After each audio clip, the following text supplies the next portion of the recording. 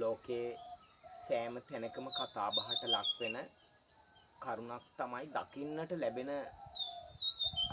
දර්ශනයක් තමයි බොහෝමයක් දසත විසිර පැතිර ජීවත් වන තරුණ තරුණියන් වැඩිහිටිලා බාලමහලු සෑහිළු දෙනාම අපේ සිත් අපේ ගත අපේ මනස ඊටාම ලෙන්ගතු වන අසරණ වෙන සහ අපේ දේපල ව්‍යාපාර රැකිරක්ෂා අධ්‍යාපන කටයුතු අපේ ඇත්තටම මනුෂ්‍ය ජීවිතේම වියල් වෙන අඳුරු වන කරුණක් තමයි මේ ආදරය කියන එක.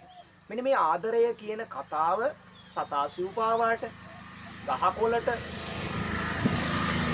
මේ ලෝකයේ තිබුණ ජීවත් වන මිනිසුන් අතර ලෝකයේ ශ්‍රේෂ්ඨතම සත්‍යය මනුෂ්‍යත්වය නිසා අපිට මේක නැඹුරින් දැනෙනවා. මේ ආදරයත් එක්ක බැඳුණු සෑසිලු දෙනාම අනාගතයක් කෙරෙහි මනා ලෙස සිතනවා. මේ මනා ලෙස ආදරයක් ගැන සිතන අයගේ පැතුම් තියෙනවා, අරමුණු සිහිනවා. ඒවට ඉලක්කයන් තියෙනවා. මෙන්න මේ ඉලක්කයන් ජය ගන්නට විශාල පිටුවහලක්, විශාල ශක්තියක්, විශාල රුකුලක් ධෛර්යයක් වන්නේ, ආශිර්වාදයක් වන්නේ මෙන්න මේ ආදරය. මේ ආදරය කියන බැඳීම අර්ථ දෙකකට ගණනය කරනවා. එකක් බාහිර ආදරය කිරීම, අනිත් එක තමයි අභ්‍යන්තර ආදරය කිරීම. බාහිර ආදරය කරනවා කියන්නේ වාසය කරන්න, ඇසුරු කරන්න දැන හැඳුනුම් ගත්තා. ඔහු විසින් අපි කප්රුකක් පූජනීය ස්ථානික බෝධියක, චෛත්‍යයක මේ බඳින්නා පිටින් බඳින ආවරණයක් වෙනවා. ඒක බාරයක්. ඒක ප්‍රාර්ථනාවක් වෙනවා. එතකොට මේ බාහිරව කියන එක පිටදින් කරන ආදරයක්. ඒකට අනියම් සම්බන්ධතා, සිතුවිලි මත, හැඟීම් මත, ආශාවන් මත කරන දේ තමයි මේ බාහිර ආදරය. ස්ථීර තැන්පතු අභ්‍යන්තර ආදරය කරනවා. ඒ අය තමන්ගේ ජන්ම පත්‍රය, ලග්නය, උපන් වේලාව, වැඩිහිටි ලාබාල මහලු නෑ හිතවතුන්ගේ ආශිර්වාදය රැගෙන නැකත්පත් බලාපල අනුව කේන්ද්‍රය ජ්‍යොතිෂය තත්කාලය තමන්ගේ දියුණුව අනාගතය ගැන විමසිලිමත් ලෙස නෙත් සිත් යොමු කරලා කරන ආදරයක්. මෙන්න මේ ආකාරයට තමයි අපිට විශාල කන්දක් නගිනවා නම් ඉනිමකක්, එහෙම නැත්තම් පඩිපෙලක්, තරප්පුවක් තියෙන්න ඕනේ. කොපමණ දුරට මාර්ගයක් ලෙස තිබුණත් යන්න බැහැ, ලිස්සනවා.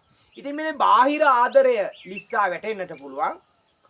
තරප්පුවක් ලෙස, පඩිපෙලක් ලෙස ගමන් කරන්නට ස්ටෙප් බයි ස්ටෙප් ඉදිරියට පියවරෙන් පියවරට ගමන් කරන්න පුළුවන් නිත්‍ය ආදරය තමයි අභ්‍යන්තරයට යන්නේ. ඉතින් අභ්‍යන්තර ආදරය කොහොමද, බාහිර ආදරය කොහොමද කියන එක එක් තැනැත්තෙකු විසින් පමණයි දන්නේ. මම ආදරය කරන පුජ්‍යලයා මා විසින් තීරණය කරනවා මොහුට බාහිරව ආසාවල් හා සිතුවිලි හැඟීම් තුලින් ආදරය කරනවා කියලා. ඒ වගේම මා විසින් තීරණය කරනවා මොහු මගේ අනාගතයේ පැතුම, මගේ අරමුණ කියලා මම ආදරය කරනවා. අන්න ඒක අභ්‍යන්තර වෙනවා. ඒ වගේම එම තැනැත්තා හෝ තැනැත්තිය මා කෙරෙහි හඳුනා ගන්නට ඕනේ. එතකොට මා බාහිර ආදරය කරන වෙනස් වීම ඇති වෙනවා. එතකොට මේ වෙනස් වීම සසඳා ගැනීම තුළින් අපි දෙන්නාට පුළුවන් අභ්‍යන්තර ආදරයකට යන්න.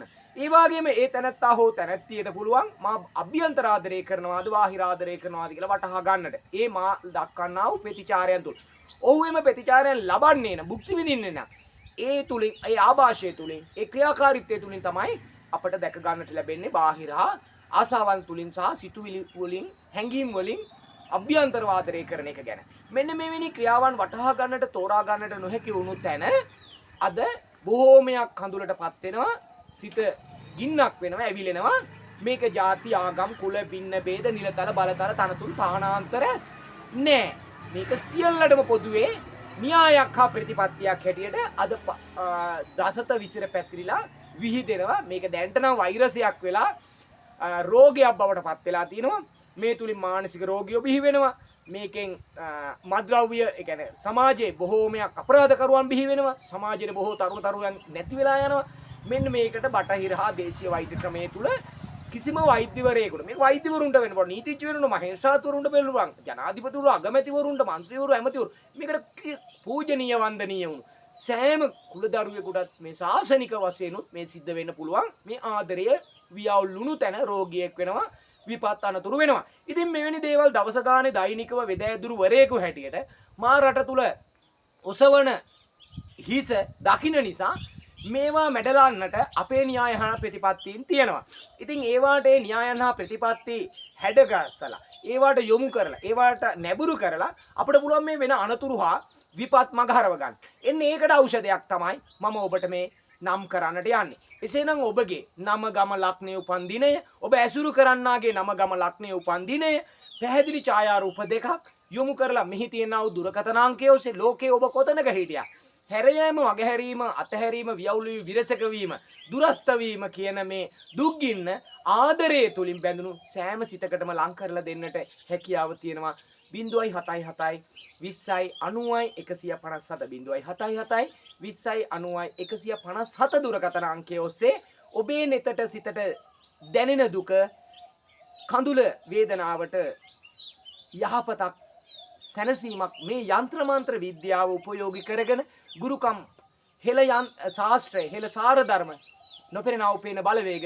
අදුරුචමාන බලවේග උපයෝගී කරවා ගනිමින් ඔබේ ජීවිත සුවපත් කරගන්නට හෙළ වෙදෑදුරු KMA කරුණාරත්න වෙදෑදුරුවරයා සහ සම්බන්ධ කරගන්නට කාරුණික වෙමු. ඔබට දිගු අනාගතයක් සුබ අනාගතයක් වෙනුවෙන් ආශිර්වාද කරනවා. පෙරුවන් සරණයි.